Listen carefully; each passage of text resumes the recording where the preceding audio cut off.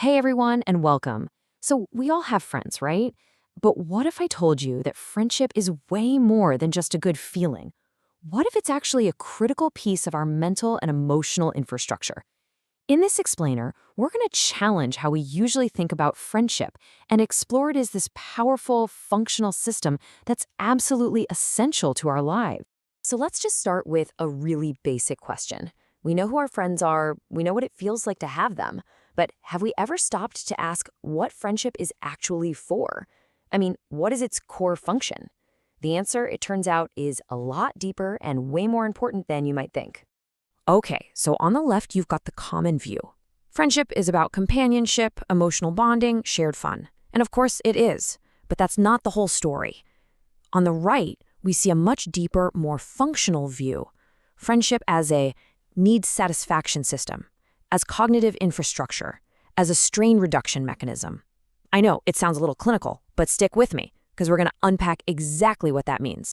So, what is the real work of friends then? If it's more than just hanging out and having a good time, what is it actually doing for us on a fundamental level? The source we're looking at gives us this really great term, friendshipness. It's not just about having a friend, but it's about the quality of that friendship. Think of it like the active ingredient. It's this whole system, both cognitive and emotional, that helps us figure out what we actually need, takes the pressure off when we're struggling, and, maybe most importantly, lets us reason through our problems together. So here's how it works, broken down into 4 steps.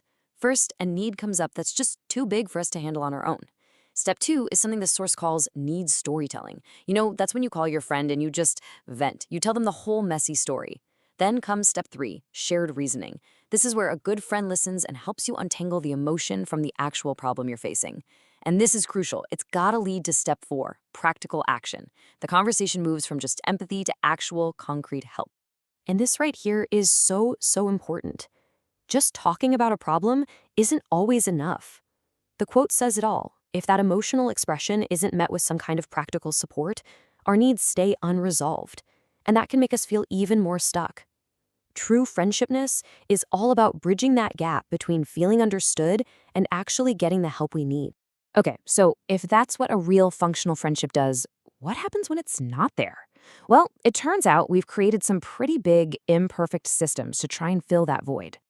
If you look back historically, when we faced huge risks, famine, disaster, things totally out of our control, people often relied on what you could call metaphysical guarantees. They prayed for protection. But over time, we realized that for really concrete problems, like your house burning down or getting sick, you needed something more reliable. And that gap led to the rise of massive institutions, like insurance companies, designed to manage these large-scale, definable risks. And this table really lays out the difference. Friendshipness is personal, it's micro-level. Institutions are impersonal and macro-level. A friend helps you interpret the messy, confusing parts of your own life. An insurance company just manages a clearly defined risk based on a contract. You see? They're both absolutely essential systems, but they do completely different jobs. Your insurance policy can't help you figure out why you feel stuck in your career, and your friend can't pay out a claim when your car gets totaled. But institutions aren't the only substitute we reach for. When that personal system of friendship is missing from our lives, it can lead to a much more personal and frankly destructive kind of replacement. Now, this is a powerful idea. The source argues that you can understand addiction as a kind of failed simulation of friendship.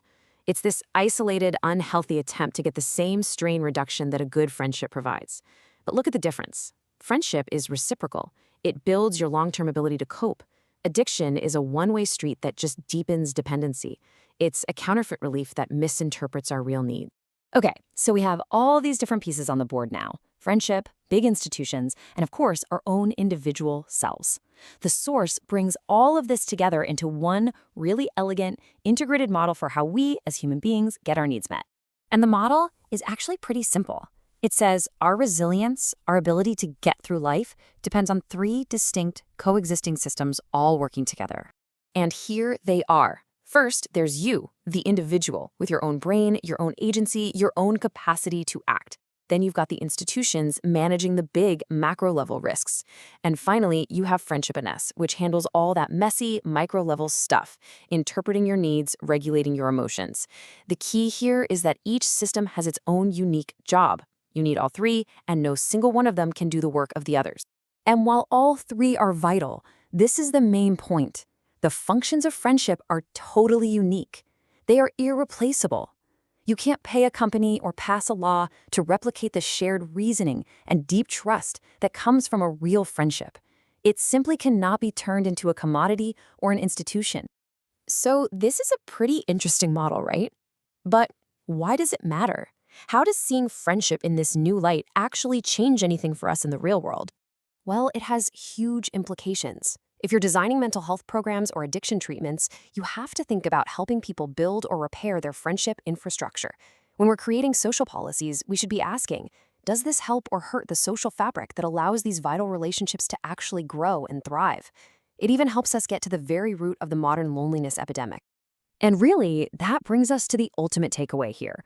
Friendship isn't just some nice to have, a social luxury for when we have a little free time. No, it is a vital piece of our human infrastructure, just as critical for our resilience and our well-being as any formal institution.